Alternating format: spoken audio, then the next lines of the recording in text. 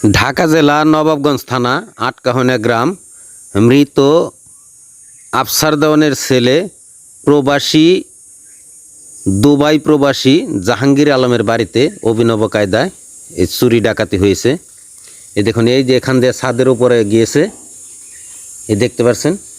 তারপরে এই যে ছাদের এই যে টিন খুলে, এই যে আপনারা দেখুন, এই টিন খুলে এখান দিয়ে তারা বিল্ডিংয়ে প্রবেশ করে, দেখতে পাচ্ছেন।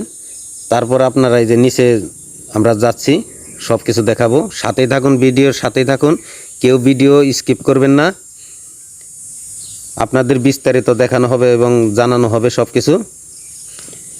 দেখুন ঘরের কি অবস্থা করেছে, এবং তারা আনুমানিক 5 থেকে 7 লাখ টাকার জিনিস তারা লুট করেছে। এগুলো হচ্ছে খালি বাড়ি পেলে তারা করে। এই যে দেখেন, আলমারি শোকেস সব ভেঙে তারা সব এলোমেলো করেছে। বাড়িতে কোনো লোক ছিল না বিদায় তারা এই সুযোগ পেয়েছে।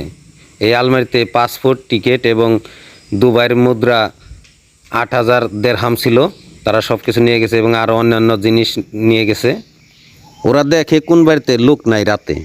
আপনি দিনে যেখানে থাকেন, রাতে বাড়িতে থাকতে হবে। বাড়িতে একজন লোক থাকলে ওই বাড়িতে চোর আসে না। ধন্যবাদ ভিডিও দেখার জন্য।